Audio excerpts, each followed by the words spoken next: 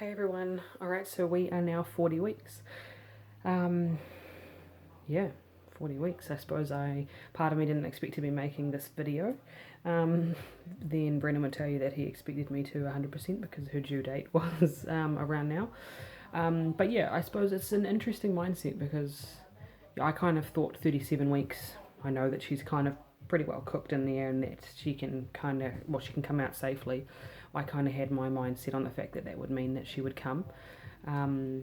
In hindsight, I'm glad that she didn't because obviously we had Indy pass away and that was really hard. But so having her come in and dealing with it at the same time would have been really difficult. Bren and I are both feeling in a bit better place about it now, to the point that we feel ready for baby to come and we've got everything set up and ready and all that sort of stuff, so we're kind of good to go.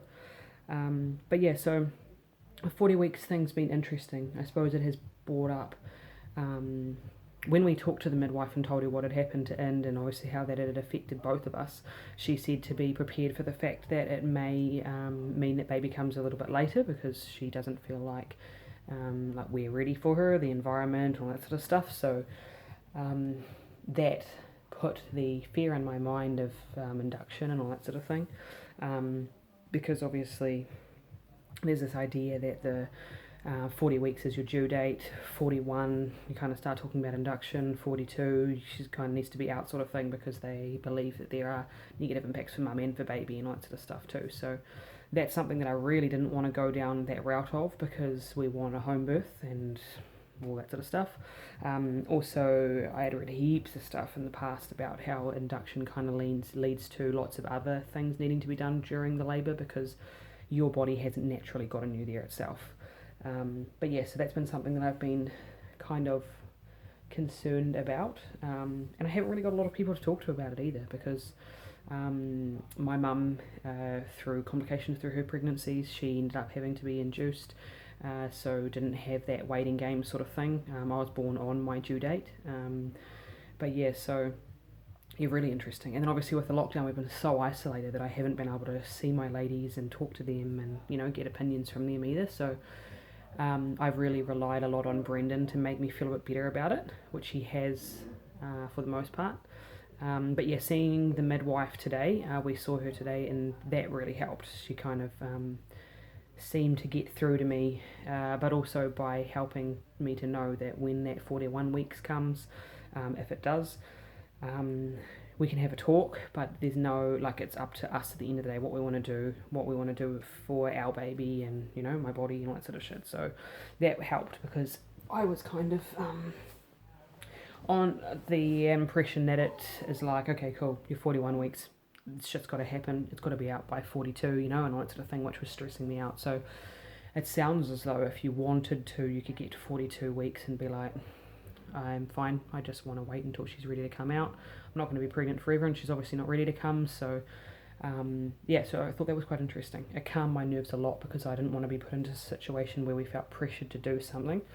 But yeah, at the same time, we're 40 weeks today, and I believe that we will go into labour this week. Things have been ramping up quite a bit in terms of how I've been feeling.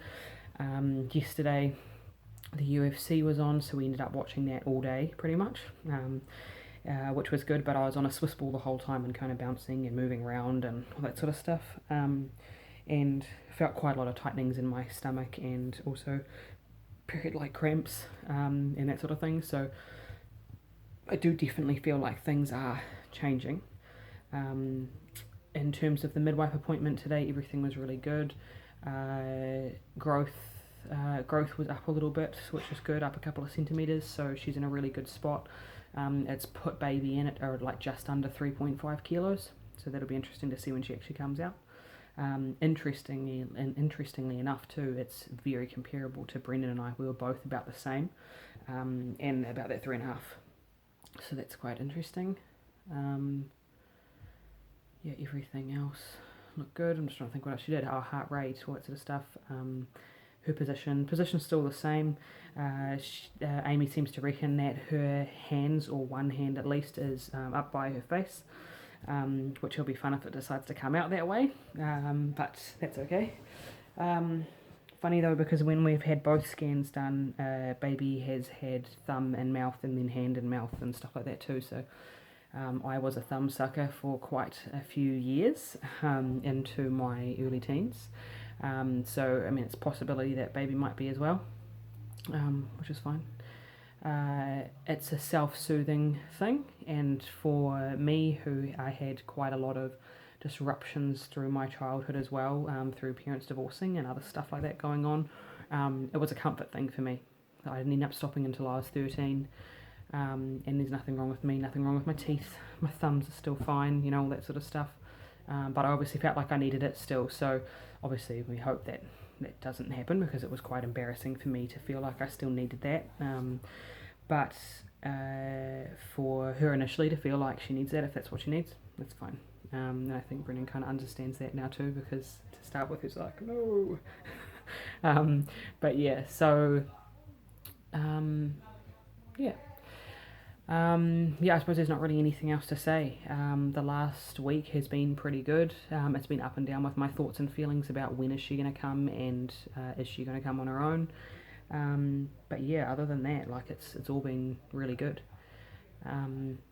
I would very likely say this is probably the last video I'll do, and to be honest, I haven't really been very prompt with them, so it's normally been like a couple of days after the new week has started that I've done them, whereas this time I've tried to get onto it pretty much straight away, just in case. But yeah, so yeah, I'm going to say it, and then it'll probably end up meaning that I have to do a 41-week video, but in the sense of wrapping this phase up, it's been a really interesting journey, and it's been enjoyable too. It's felt like quite a long time, I suppose. Bren and I both put a lot into getting pregnant in the first place and prioritising that, and also this pregnancy. We've both made a lot of sacrifices along the way to make sure that baby had the best beginning to life that she possibly could. Overall, I've been really happy with how my body's responded and how I've felt about it. I know that I'll probably look back at some of these videos from the very beginning and I'll think, how did I even feel like that? Because I did have a lot of issues with how I looked to start with. Now I look back at those photos and I looked like I wasn't even pregnant. But yeah, but overall 12 kilos up from the very start. We were doing my body fat testing every few months as well, just to see how that was looking. Last time we did it was at 37 weeks because I was adamant we were going to have her, so that had put, I think it was about 3 kilos of like actual fat. So I have put a little bit of fat on, but other than that, the rest of the weight has all been like baby, placenta, blood volume, increase, fluid, all that sort of stuff. So I was pretty happy with that, and nice to see how all the hormones and stuff are balancing out, because it's just in the areas you'd expect. A little bit in hamstring, quad, and hip. And apart from that, pretty much everywhere else stayed the same. So I was pretty happy with that. Obviously, it's not something I'd recommend to my pregnant clients normally, but for us, we felt like it was an opportunity to see how my body was responding, and rather than just blindly doing stuff and saying, oh, I think it might have been this or this, we kind of measured things a bit. But yeah, so I'm glad we did that too. Food-wise, don't believe that I have been perfect, because I have not. To start off with, I mean, I was lucky because I didn't get a lot of morning sickness, although we've prioritised my health for so long. I did a major preconception period as well. So my body was in pretty good balance. I kept up on my vitamins and minerals, all that sort of stuff. But yeah, so food-wise, it's been pretty good, like mostly pretty good. But I have had the occasional piece of cake, or I can't even think. Oh, when I had like a couple of weeks of feeling a little bit ill, even though I wasn't sick, I was having chocolate milk or orange juice. But yeah, like, I mean, all in all, I really did I tried to find balance. So I thought I may struggle with that because of my background and what we do every day and comp prep mentality and what sort of stuff. But my priority really was trying to make sure that I ate what I had felt I needed to eat, not too much, and making sure I was getting enough as well. But just listening to what my body was telling me, because at this point in time, and for a while, even after baby's out with breastfeeding and stuff, my body's priority, or my priority for my body, is for it to perform in a way that she is getting everything she needs back. So it does definitely not stop once she is out. But yeah, so it's another journey that I'm looking forward to, if I had to be entirely honest. As we get a little bit closer to the labour, I am a bit nervous. There's a bit of finality in the situation in that we're having a home birth and there are no options for pain relief other than having the pool, hopefully massage if that helps, the wheat packs, all that sort of stuff. There's not a lot. And I am going to have to trust and believe in my body that, and I do for the most part, but there are times when I feel weaker, I suppose, especially in the week that Indy passed away. I had no idea how I was going to get through that, if that was when it was going to happen. But it's nice to have built that confidence back up a little bit again, and to know that above all else, like, I have Brendan by my side, and I'm very lucky for that. Obviously, we have picked each other and decided to do all the stuff that we are doing together. No one's forcing us to love each other or, have a family and that sort of thing. It's just, obviously it feels like what we want to be doing. So, yeah, I suppose it's not luck that I have him by my side, but I do feel very grateful for the fact that I have him, because I know that when we were trying to flip baby, when all that stuff was going on, he was there every single night trying to help and do everything he could, even though some men may take the approach of it not even being in their body, so it's not up to them. But he's done a lot above and beyond kind of what I may have expected to, which I wouldn't tell him if he asked.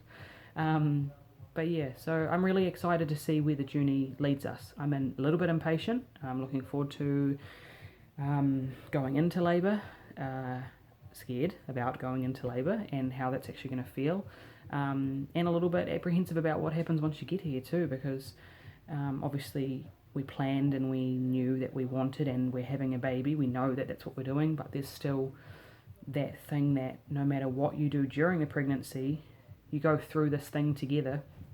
Whether you go through a whole labour together or whether it's a C-section or whatever might happen, you go through this journey together, and then at the end of it, this thing's not inside you anymore, or your partner, and it's in your hands, and it's a totally new thing, But yeah, so yeah, I'm really looking forward to it. I'm looking forward to seeing how Brendan and I react to it, I guess, and what she does to us as people, and how she changes how we feel about things, and what we can, see what we've created in the first place, I guess.